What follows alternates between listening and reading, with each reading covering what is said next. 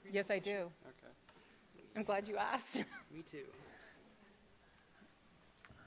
And it always takes a minute to get it. And I didn't know I thought I was going to have to just switch it to a computer, so I don't even have this on there yet. Just a sec here.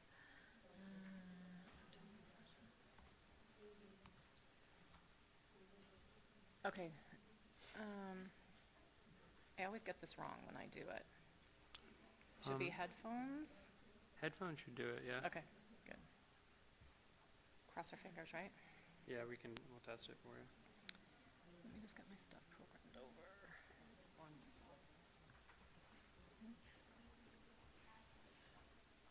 I know, it's been musical rooms. It's all good.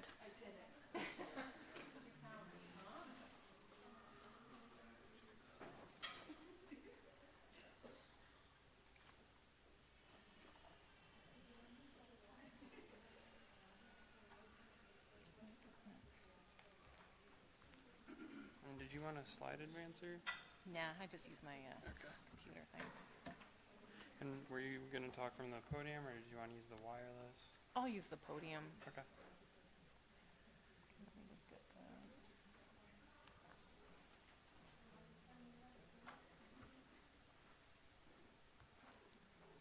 So I'll just pull up a video real quick. Great. Oh, it's probably going to blast people out just up here. It's muted right now, but he's looking at the board to make sure we can see signal from it, Oh, okay. so that way it doesn't ruin What is this? your surprise or whatever. I see what you're saying. I don't mind them hearing it just to make sure it's working. Okay. Because then if I'll panic when it's like not Okay. showing.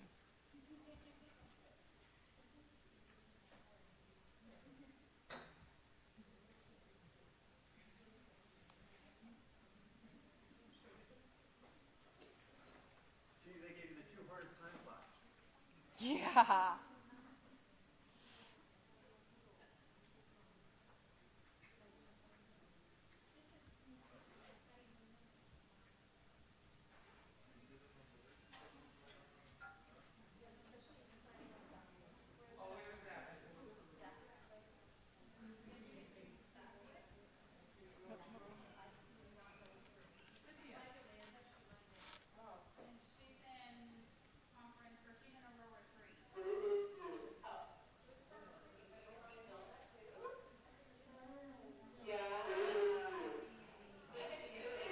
Ooh. Why is it weird? That's weird. It's what? Playing through the projector, Oh. so it's like defaulting through the HDMI. Oh, so I should maybe just go disconnect? No, it's playing through the HDMI. So what do we icon, do? So we have to reroute the audio. Okay. Into here. So I was like, that sounds. Yeah. Where's my sounds? It might be. I don't think so. Here, I'll let you. Okay.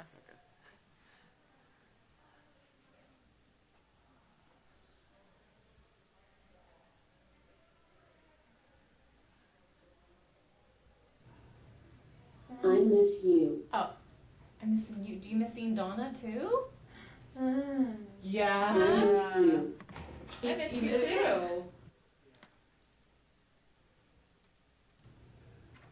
I miss you. Oh, I'm missing you. Do you miss seeing Donna too?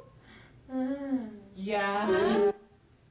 I miss you. Oh, that's better. I'm missing you. Do you miss seeing Donna too? Oh, thank you. Because I was like, what? That's really. Okay. Okay, I think I'm all set.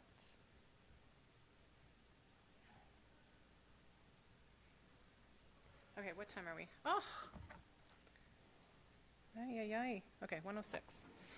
Can someone be my timekeeper for me? I am really bad in keeping time. Sure, what time do you end? It's supposed to end at 2. I'll set my little timer at But if you set, yeah, 5:02, thank you. Thank you, thank you. All right, welcome everybody. All right, so I think people are losing steam, huh? And it's after lunch. That's all right, this one's a fun one. Okay, so what I'm gonna be talking about is independent access to their voice. Essentially, supporting social connections, but not even just social connections. The way you make social connections is through conversation.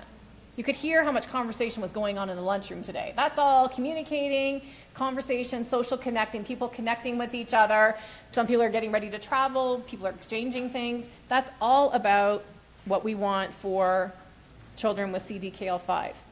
So, what's most important in that is for them, because they're not using their voices to communicate, it's access to a high-tech communication device. That's what we're talking about right now. And access is the key to unlocking what's in their heads, in their minds, and their hearts. And it has to be independent access, okay?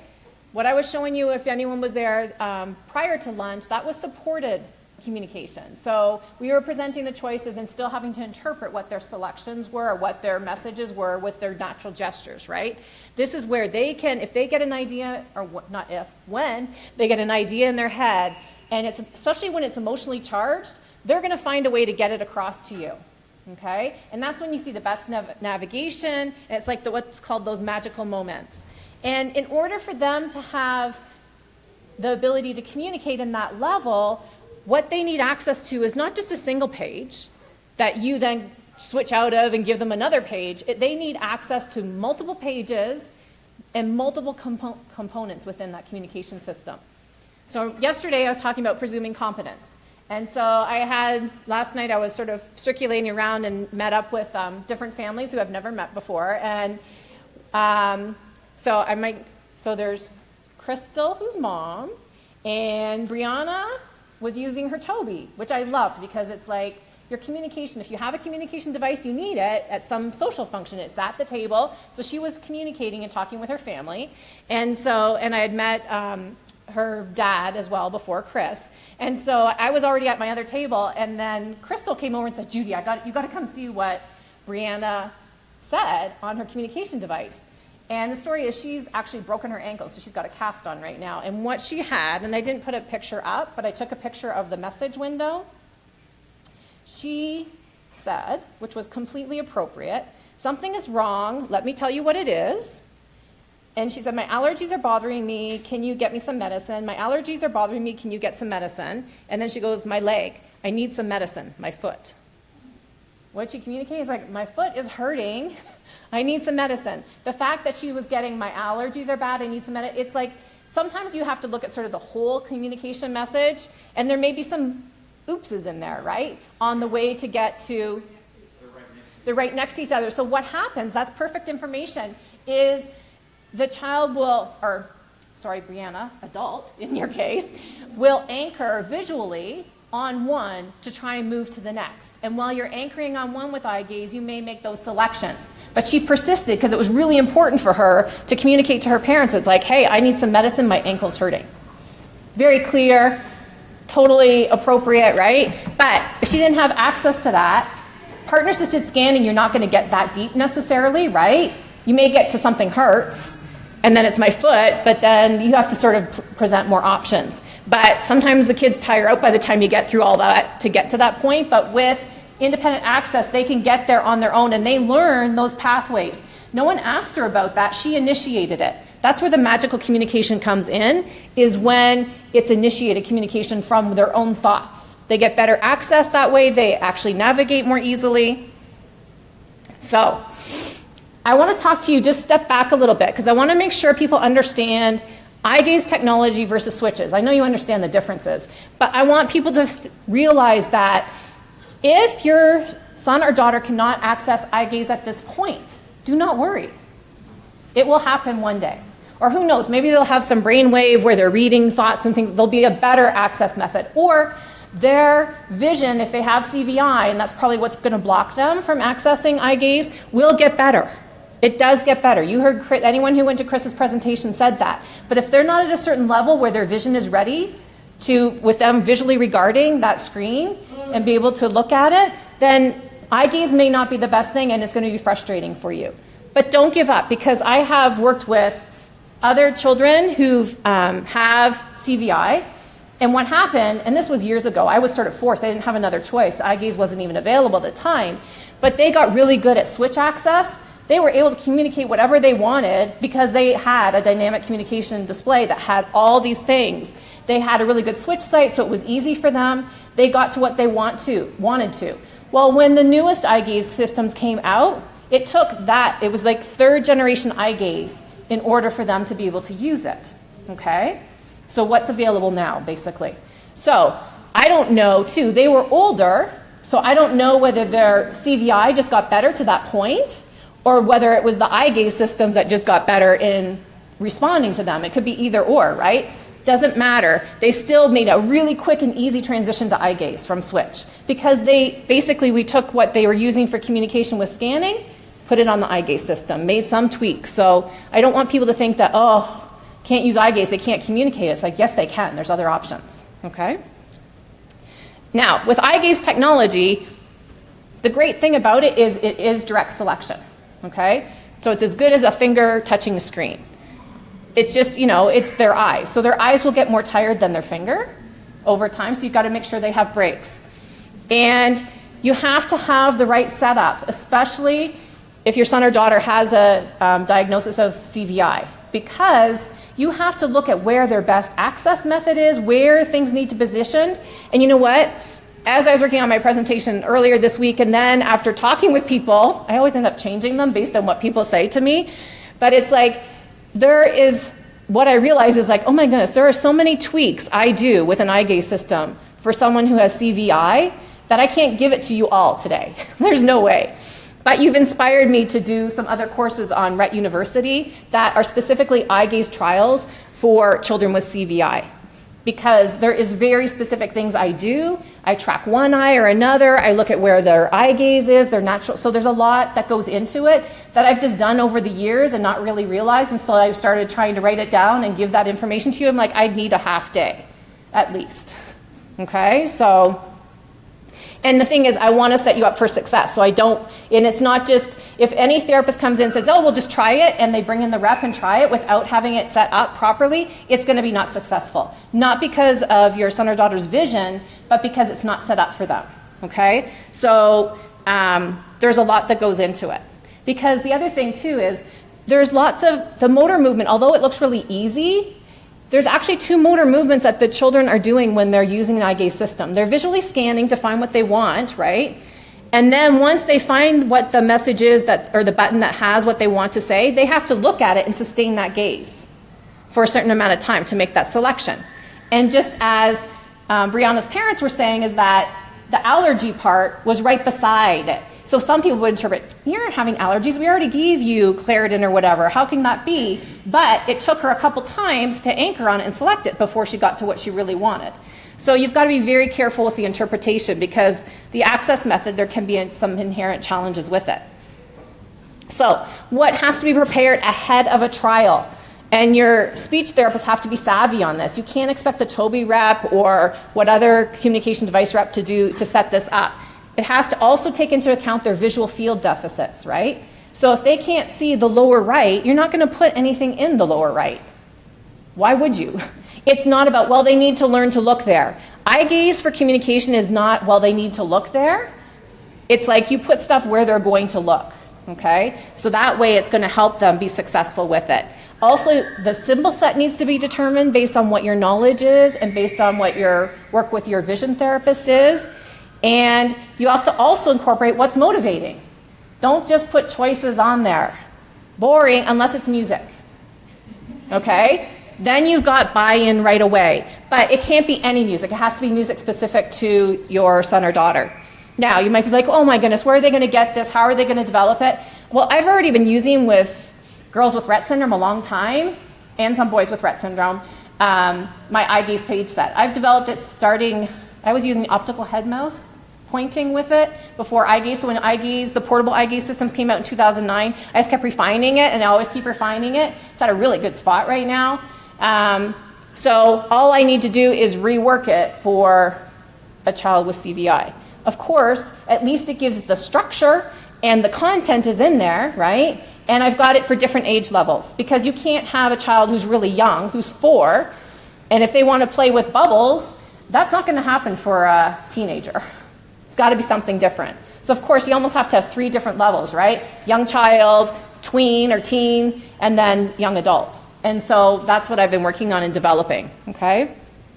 It's a bit easier with at least the symbol sets for CDI, because then at least those are pretty universal. So you have to know whether, okay, is this way of having awesome portrayed with the yellow background and the high contrast PCS symbols the best, or do they need the black background? That you need to know. Or, as in the example that you saw with Samantha, she had yellow background and she had symbol stick symbols where she had certain important features highlighted in red. And as Chris was saying, if you want them to look at anything, put red. Right? Red, their eyes just help gravitate to. And that's why the red's in there. But then you even have to distinguish, it's like, well, is it better contrast with the white background or the brown?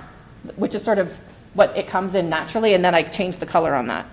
So the other thing too, within Adobe Dynavox, what you can have to help them know where they're looking, instead of just following a red dial, you can actually have the buttons magnified, so as they look around them, they'll pop up. So that gives a lot of really good visual information to them as to what they're looking at when they dwell on it, okay?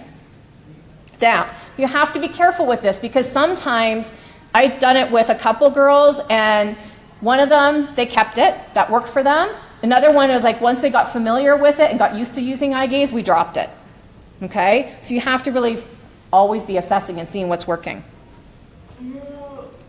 So, dwell setting, huge, huge important thing here, okay? Dwell is how long they have to maintain their gaze to make their selection, right? A lot of people think, well, the dwell typically is set to a second, or 1200 milliseconds actually on the Tobii. That's the default. People keep it at that, or they raise it so that they have to really, really intentionally fixate on something for a long period of time. That's not going to be successful. You want it lower. So I always say 700 to 800 milliseconds to start. And then, and that's more for an older girl. If it's a younger child, I'll put it even as low as 350 to 400 milliseconds. Or even start at half a second. And if I see that she can't make any selections, and so I also use on the Tobii devices what's called a clock for the visual feedback, and I use red. And so what happens then is when they're looking across a page, you'll see the circle partially complete. Once they land on the button that they want, it'll go a full circle, and then it'll say it, okay? What happens is you can use that to help you tell you if you've got the dwell too short or too long. If it's too long, you're going to see a lot of partial circles on buttons. And if it's too short, you're going to see that they can't get across the page and scan the options. They're going to be selecting as they're trying to scan. So you have to sort of judge it and figure it out that way. The Pranky-Romic device, it uses just a circle. It's called a focal point. So you can't do any adjustments that way, but you can adjust the dwell. Okay? Oh, the other thing is, the dwell is not a motor skill. We don't need to work on them getting to 1 second dwell. Okay? So don't have anyone work on it that way. Basically, the dwell you adjust to what their natural gaze pattern is and their natural fixation is, and that's where you keep it. Okay? Sometimes you have to adjust it. If I find if a girl's been sick or a child's been sick, then sometimes we'll lower the dwell a little bit because we want to lower the motor demands. And that relates to the motor demands. You want to make it easy. Okay? You get way more communication when you make things easier than when it's hard. Okay, so this is just to make sure that we balance out. It's not just all Tobii. There's also the Pranky-Romic device, and that does work really well for some girls. And this girl, she doesn't have CDKL5. However, she's got a significant visual impairment. She's one of the ones who use scanning on she's had 2 other communication devices. I started working with her when she was 7 and tried eye gaze system when she was, I think, around 12 when they first came out. And they didn't work. She used switch scanning really, really well. But then it was like she couldn't get enough out with the scanning, so we looked at eye gaze when the new accent came out, and it worked really well for her. But that's not a standard layout you see on a Pranky-Romic device. Usually you see other buttons that are more squares or grids and things like that. But now, the nice thing is you can customize the button layouts on that device. So this is just going to show you, she's having actually a conversation with her AAC specialist or speech therapist who's going to work on writing the report for funding this. And so you're going to see this video again with a different, so I just want to show you how this is working for her. Oops, maybe not. I miss you. Oh, I'm missing you. Do you miss seeing Donna too? Yeah. I miss you. I miss you too. I miss seeing you. What did you do today? Oh. I miss you. Today I got up and drove my daughter to school, and then I saw a little boy for therapy, and then I came here. She's been busy. Busy.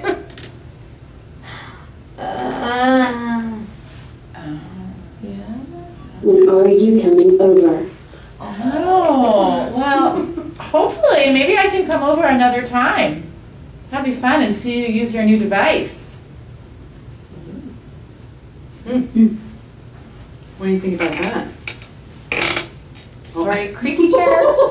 I'm not sure, Judy, today. Maybe I should move away. Oh, Short leash today. I am a stinker. She wants me to. Not impressed with that. That's Sorry. That's the eyeball. I'll let you talk with Donna then. Okay. Do you have pets at your house? Do you have a dog? I can't remember, you have a dog? Do you have a dog? Hi, it's Emma.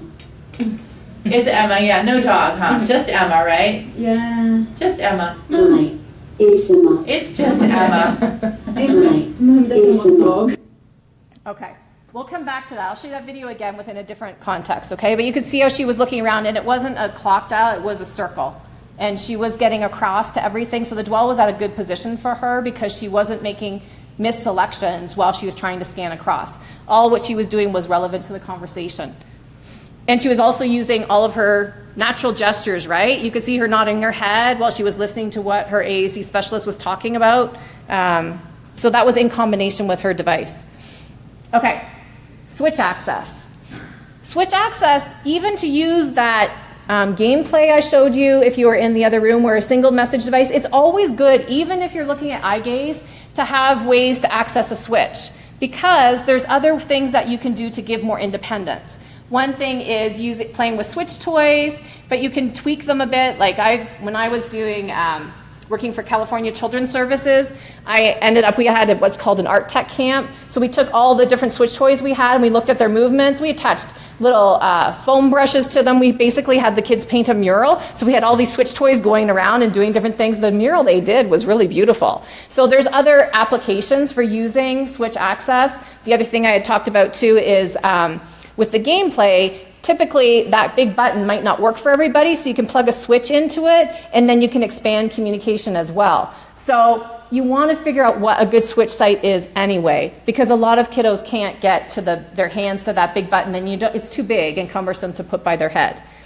The other thing is the girl in that video who was using the device, she's actually got her head switch as she uses her head to access the switch, and she now has a PowerLink control unit at home, and so she's making smoothies all the time for everyone. She has her food pureed and stuff, but her caregiver, not her parents, but her caregiver, who you could hear in the video, was she actually makes her puree her food with the blender and stuff like that. So she's engaged in doing things like that, but it empowers her to have some independence. So switches are helpful down the road anyway. The other thing to think about, a lot of times people do hands, hands, hands only, and for a long, long time with switches. And it can take a long time for them to develop that skill. So my bias is to tend to move away from hands for communication because I want a quick on and off movement, okay? That's not hands necessarily. Sometimes it takes a long time for the hand to get there. Sometimes it, is a wind up. So I tend to look more centrally, and I look at head first, which is not the typical way things look at it, but their head movements they're always looking around, they're turning their head. You can capitalize on that natural head movement as long as they've got it and put a switch there. You have to make sure that it's not going to be in a position that they're actually going to move to get their eye affected by that. But there's ways to do it. And I had shown you the other day, or talked about yesterday, proximity switches. So that's an option where you don't even have to activate the switch or with pressure. But, sorry, I'm getting ahead of myself here. So anyway, the head movement has actually smaller movements than a hand or a foot, and so it takes less time. If you think of how the brain works, it's like once they get the idea of that they want to activate the switch, how many neural connections do they have to go through to get to their hand, to have that activation or movement, or all the way down to their foot, right, or leg? So I always like, okay, let's keep things up here and see how that works first. You want to make sure you don't put it by the cheek. If they have what's called a rooting reflex, where once you touch their cheek and stimulate their cheek, they naturally turn that way. That's not what you want because they're not going to get off the switch. They'll just be laying on it. And sometimes they might have it on either side, so you've got to test that out. The other thing is when you're using switches, a lot of times people use the language of hit your switch, press your switch. Okay. We want to focus on the outcome we want them to do. It's like, okay, turn on the blender. Or, paint the picture. So you want to focus on giving them the language of what you're asking them to do with the switch. Otherwise, they're going to learn that hit the switch goes with, turning something on to blend up a smoothie. It's also, mixing up my food. It's also turning on lights. It's going to be all hit your switch. No, what you want to do is like, okay, turn on your lights. And then I can say, you can use your switch to do it, But I'm always giving that information to sort of like, okay, it's set up, you're ready to go. This is what you can do. This is what your switch is hooked up to, and I focus on that output. And the other thing too is, remember, they have apraxia, right? So if you direct them to say, hit your switch, or, you can also, you even turn on the lights, you want to almost couch it like, okay, when you're ready, you can turn on the lights. There's something about that language where it takes that pressure off. It's not a command. It's more an open-ended response you're waiting for.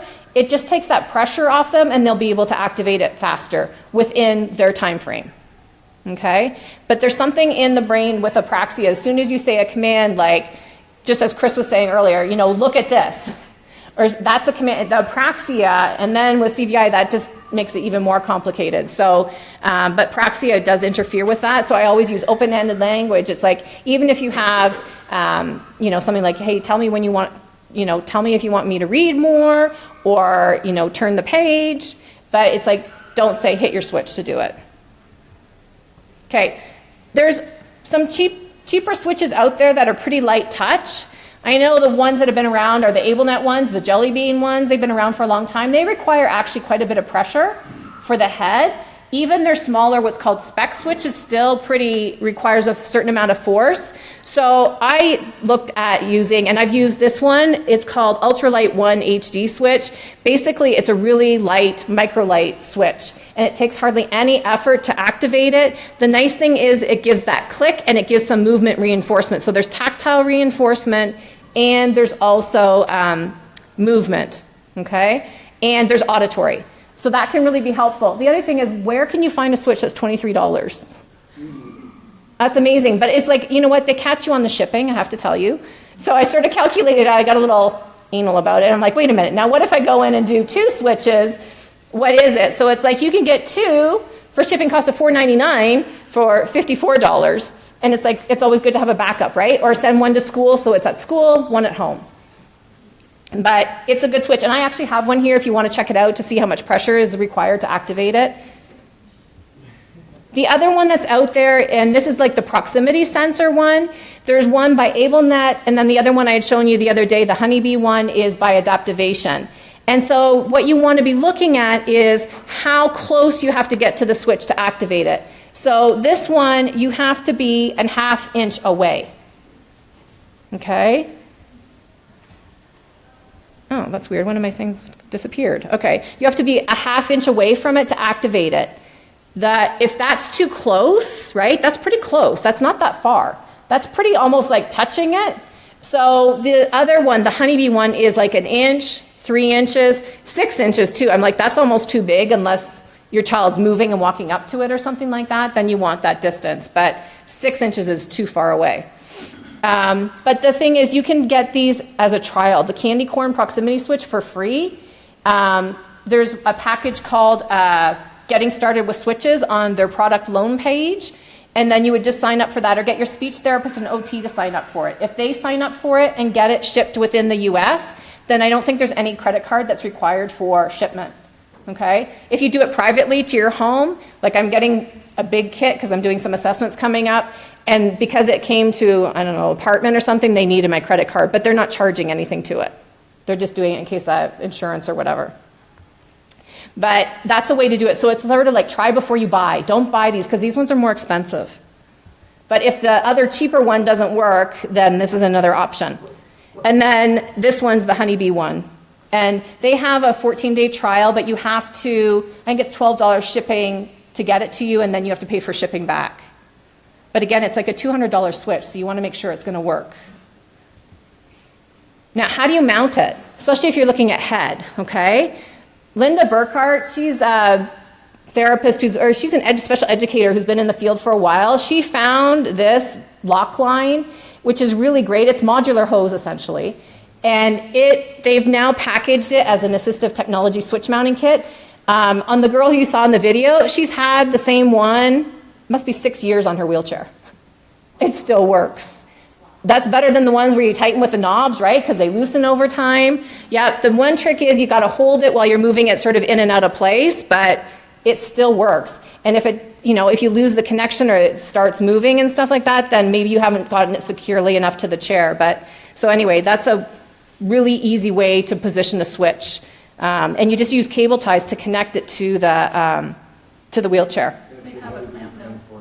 Yep, they have a clamp, and I think it's cheaper than $65 now. Yeah, I got two sets of it for Yeah. my, Oh, did you? The ones with the clamp? Yeah, the clamps? I have two of them, one's shorter and it's Yes. a clamp, and then I have the longer one that I use the cable ties for. Yeah. Yeah, so I use the one with the longer one because I'll do it down the back of the chair, like the cane of the chair, and then across the seat base. The clamp, sometimes it's like I want it in the same position. That's the thing with the clamp, it can get removed and put back on and stuff like that. And so that's more room for error, in my opinion, in terms of people setting it up. At home, if you're doing it, then I'm sure you're fine with it. But I'm just saying in terms of school and things like that, I just like it there. It's like if there's one less thing that we have to set up, then it's going to get used more often, and all you have to do is move it into place. So, but yeah, there's also now CJT Enterprises, they make a clamp for it. And I was like, yeah, they had a shorter arm on it, so. I go from like a standard to an activity chair to. Oh, yes, you use. chair, and the clamp is easy, it's quick, look at this. Yeah, there you go, yeah. That makes sense. And I a lot of times have the parents take a picture of it and send it, like just put a picture of it right on their wheelchair or. Yep. So they can, I mean, it's not 100% foolproof, but. I know, anything to help, right? And it's just cutting down on the setup time. But yeah, you've got a system down. Once you've got a system and you know, then it works. But anyway, on the website, there's different options for what you can do for the modular hose. And then it just looks like this when you position it. And so, yeah, I already went over that. So the thing is too, it's like if you want to, funding is hard. That's like probably one of the biggest barriers to getting a dedicated communication device, especially with scanning. So what I use is a Windows computer, and I would recommend, again, Communicator 5, that you can download an evaluation version, and it's free, right? And it still has speech in it. And you get good voices, too. You get the young child's voice. And so what I end up doing is plugging a switch into the computer, and this is the switch interface that they've had multiple replications of over the years, and it's the best one. It's like plug and play. There's no software that you have to deal with. It's very easy. There's a little button on it to tell which controls you want to use. You just make sure those are in your Communicator 5, and you're good to go with scanning. So it's very easy. Okay, I'm just watching my time here. You're 20 minutes. Okay, I'm good. Okay. So moving on. So we talked about supporting conversations, right? So that relates to what you program in the device, whether they're scanning or whether they're using eye gaze. And the one thing is you want to do is keep things natural and open and spontaneous. And if you're always firing questions at them, they're going to be like, I can't do this. It's too hard, way too hard, because it taps right into their apraxia.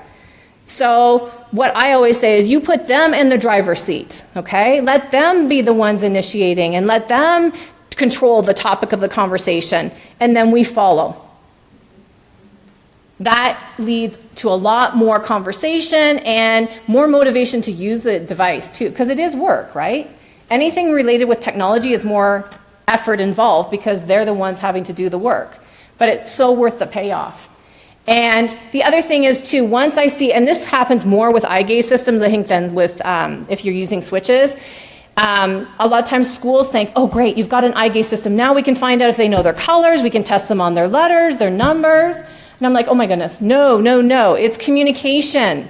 And as soon as you start turning it into a testing machine, just because they can look at it to communicate doesn't mean they're gonna look at it to give you an answer. Because what's happening if you're saying, okay, find the color blue, you're asking, that means within that array of how many options you have, even if it's only 2, there's only one correct answer. Now, if they get it wrong, right, then you're left with the question, did they get it wrong because they made an error because of using the eye gaze, or do they not know that color? So I use partner-assisted scanning. If I'm testing or trying to get a sense of what they know, I want to be the smart communication partner and present things at their pace.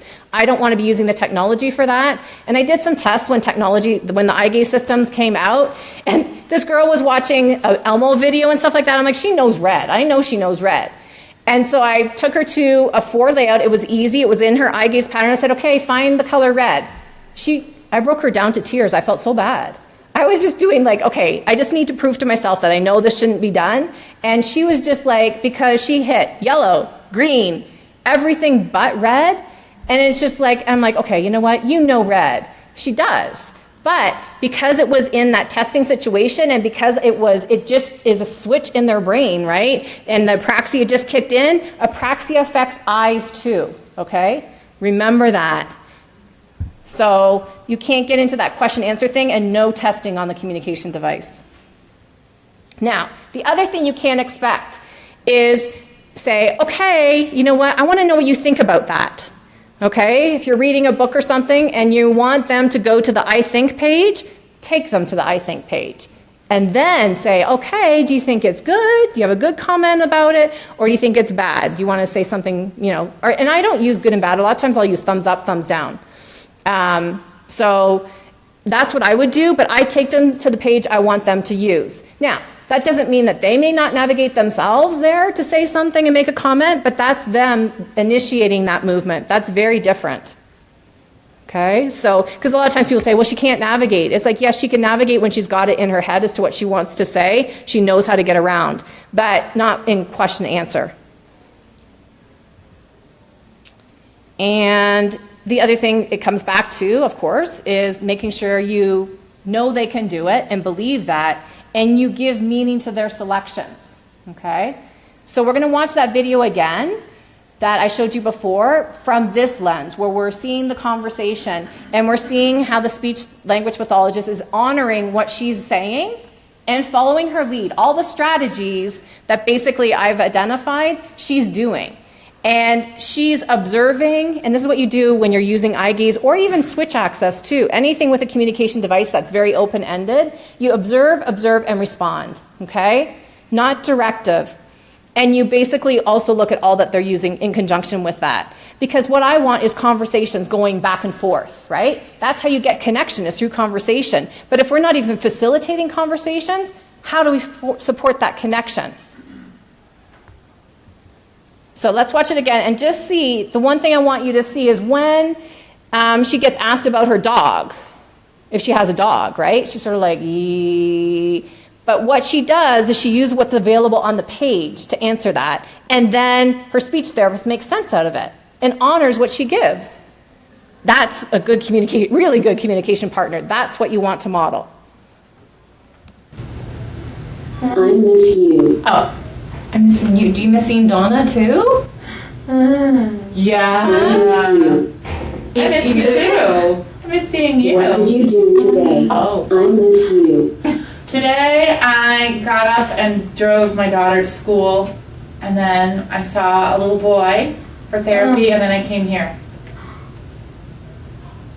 She's been busy. Busy.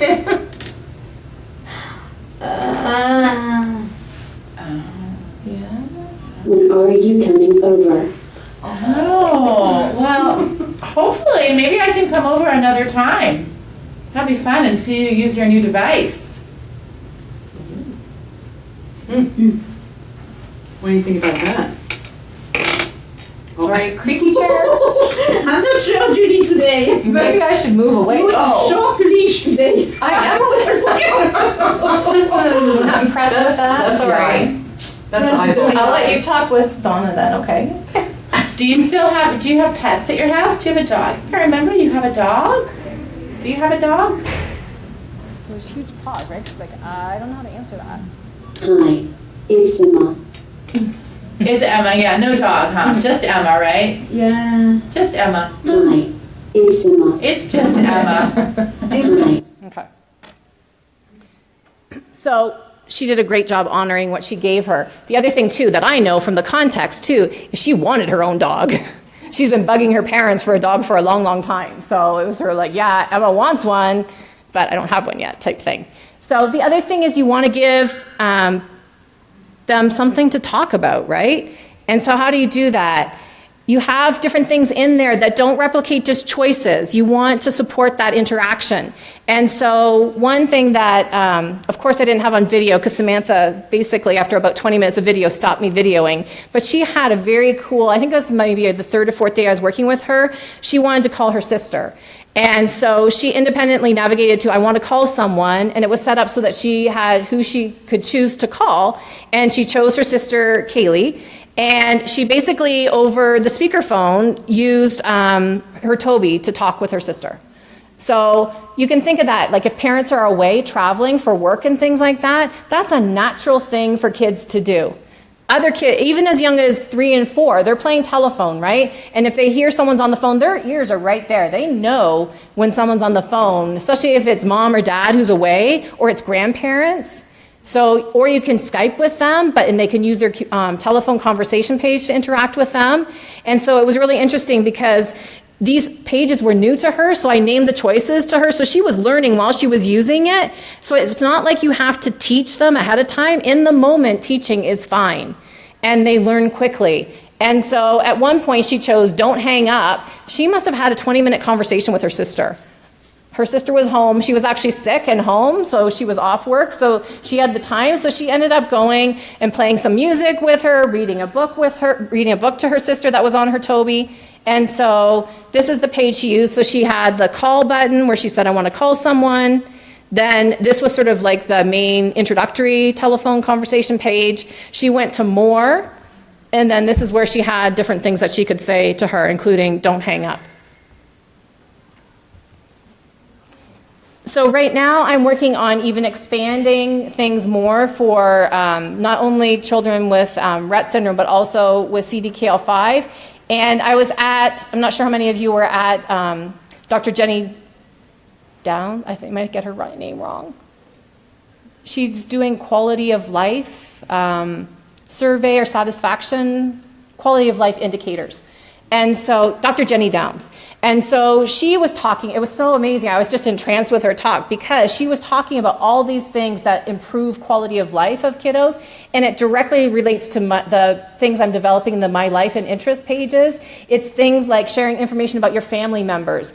It's how you're connected with your family members. It's, things that bring you joy that you enjoy doing. It's also interest in life experiences that they were talking about. She was talking about how having time with nature really improves the quality of life. So being out and doing things. She had one picture from the results from doing it with girls with Rett syndrome and families of girls with Rett syndrome. And there was one girl, she was being pulled by this boat, and she was on like a surfboard or a dinghy or something like that. But she was anyway out in doing things with family. Family vacation times are very blessed times to be able to explore new things and get outside and do movement, but then you want to be taking pictures because you want to be able to help support them in recounting that, going back to it and sharing that information with others, right? It's just like us picking up our phones and saying, hey, let me show you what we did on our vacation, or look at this picture. They need a way to do that. And we can through whether they're scanning or whether they're using eye gaze, but they need the structure and the page set there. I wouldn't expect anyone to create it themselves. It's a lot of work. And so I'm making it so that there's not only different topics that you can fit things into, but then also that there's hotspots so you can go into a bigger picture, and there's hotspots that they can talk about specific things from that event. And so people can see a bigger picture, just like you do on your phone. And then the other thing that's added in that a lot of people haven't even thought about is if you're talking about connecting with people, it can't all be one-sided. It's not all about me or all about the girl or the boy, right? You have to have a way to engage with your communication partner. So you need to have questions in there related to the topic. And I've done research on this too. A lot of times people put in just generic questions. Who, what, when, where, why? It's like, that's not enough. It has to be more specific. Do you like swimming? When was the last time you were swimming? You know, so it's more specific, and that would be more on the swimming page. So there has to be that two-way conversation. And I've been working with girls with Rett syndrome in their classrooms, in typical classrooms, and helping them connect with peers and things like that. And it's amazing. When you have photos on there and they're able to say things that they do, whether it's horseback riding or swimming, then other kids like, oh, I do that too. But you need to, and then the connections start. And so it's just pretty amazing because really, when you think about it, friendships form, right, when you share common interests. That's the foundation. But if you don't have a way for them to communicate that with other kids, then it leads to isolation. And that was one of the things on Dr. Down's questionnaire too, that children are less happy or satisfied with life, and the families too, when they're more isolated. And that's just, I think, a natural thing that happens when there is complex communication needs going on, but also a lot of motor disabilities, so that they have to be moved into situations, and so they're sort of on the periphery all the time and just left sitting there. That's really hard, right? And then we're trying to figure out, well, why are they not regulated and involved and able to communicate? It's because we're not involving them in things. And sometimes it's just encouraging them, or just even, I was talking to someone else and they were saying that after my talk just this morning, they were saying, oh, I just need to look and watch when my daughter, even at the dinner table, is giving a head nod or vocalizing, giving one of her yeses to agree with what we're talking about within that conversation. And that becomes more involving and they'll be part of it. And the other thing is, when you're introducing new things, you can model and show them how to use it. Don't expect them just to start using it. You have to teach them. We forget about modeling and using it. So here's an example similar with what Samantha had. While she was in California, she was doing all sorts of things. And so we programmed this so she could go back home and tell her family members of all the things that she did. So one of the things is she went to fairy tale land. And so she did all these different things. And then the one picture of by myself, when she selected that, it would go into a bigger picture, just like you would on your phone. And then she could say some things about that. So I have to say, I am done pretty early, so you guys have questions if you have time for questions. But being here and getting to spend so much more time around children with CDKL5 and the families too, you've really inspired me. It's like I realize I need to get more courses. Rett Use, just as I say, don't have that turn you away. It's just the medium for where courses can be developed more specifically. So be on the lookout for on that website for ones that are more specific to CDKL5 and CVI. So, any questions? Yes. Oh, do we have to do this? Just a sec. Is there anyone who needs translation in here? No. Okay. So we recently got the Forbes ID device for my daughter. Oh, Forbes? Okay. So we tried Toby and it didn't work that well. The Forbes was a much better option, so we got that. But we noticed with her CBI that some days were good. You know, she was really good about making selections, and some days, you know, she just didn't want to look and she would look away. So we ended up getting the switch adapter with it to be able to use the switch and the device. Yes. So my question is, like, I guess, do you suggest doing that, or would it be like, you know, confusion because you want the eye gaze, you know, but you're giving her two ways to use the same device? So, no, whatever works on any given day, if she's willing to do it that way, and you can set it up. So what I might recommend, though, is that you have two different users. I don't know what software you're using. Is it Grid? It's similar to the Grid. Is it Winsley? The Winsley? Yes. Okay, so can you set up two different users, one for switch access and one for, they have to be the same, but you might just want some different things on the switch setting one so that they can go between. And is there a way to link between users? because I had done that for Emma, because she was she was using Switch for so long and so many years. It's like I don't want to cut her off from that and then just force her into that. So what we did is we had up a whole user for Switch access, and she had another one for eye gaze, and she would go into them initially. She self-selected eventually just to do eye gaze alone.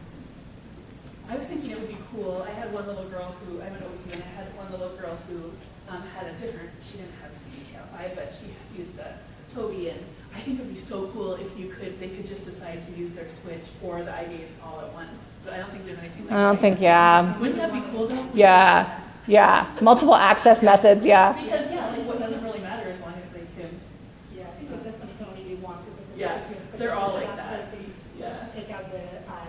Oh, So you can- Oh, you can't do one or the other. so just ask her. That's all I would do is say, hey, you know what? Do you want to use your Switch today? Has she used scanning before with Switches? Okay.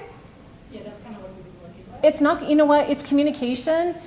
The kids are a lot more resilient than what we think. Some people say, oh yeah, it'll confuse you. It's almost like two languages, right? It's like you can still speak two languages in the home. They understand. And if she's already used a Switch before, then yeah, give her time, because it does take time to build up your endurance with eye gaze for sure.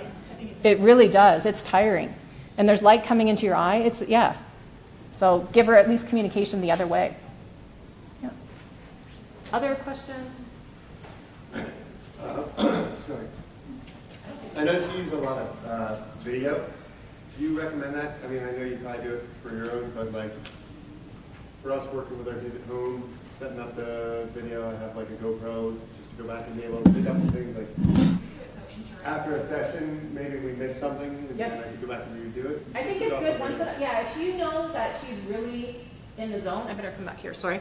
If you notice that she's really in a good zone, I would get it up, because it's really easy, because you're right, it's good to go back and look at things you might miss, or look at the amazing things they did, and it's always teachable material that if things aren't being carried over maybe as well, or you want to be showing other people what she can do, right, at home. Because remember, especially with CVI, right, that they're more comfortable, more familiar at home, so there's going to be a discrepancy between maybe what's happening at home as compared to school, where it's a much more distracting and busy environment and stimulating environment. So I would say yes. You don't have to do it all the time, but definitely when you see it's like, oh my goodness, look at what she's saying, then, or just set it up as natural, and it's like, yeah, today was sort of a wash, we sort of regular, but it's like you at least capture those magical moments. And what age do you start with the eye gaze? So I start young. I think with someone with CVI, it's going to depend on what their vision status is. Just like Chris was saying, if they're not at that stage, I think it was 4th or 5th stage in terms of the CVI, then that might be harder. So I would do it based on that. But I would certainly start with Switch access right away. And it is a transition, so they can do both. And the Communicator 5, you say you use the Communicator 5 with the Switches or with? Both. And you said that there's a free version, because everything I'm looking for here. Oh yeah, is like it's in the back. I know back route. I can't say that. We'll talk. Yes. Okay. Did I answer your questions then? You're good, right? Last one is with Oh. object recognition. And I think you answered a little bit with your pictures. You're taking pictures from like throughout your day and then just kind of re-showing it to them, re-showing it to them, re-showing it to them, and then that's how you build the association? So it's within the natural context of them communicating, yeah. So I would show them, and I would choose pictures that they're motivated and interested in, right? Because with some girls, I've put on their device ones that have their pictures of their brothers and sisters. Never chooses them. But that's her, right? She's a teenager. It's about her. She likes the ones where she's in, and she'll use those to talk about. So you can put some in and see what the response is. Maybe there might be ones that have less clutter in them, so you don't want tons of busyness in there. Like you could see with Samantha's, it was pretty well her in them, and so that's easier visually as well. So, okay. All right. And they'll learn it naturally. It's not like you have to say, okay, we're going to show you this over and over again to make sure you can see all these parts in it. Yeah. I have two questions that kind of separate, but one is, so we use auditory scanning like a flip book,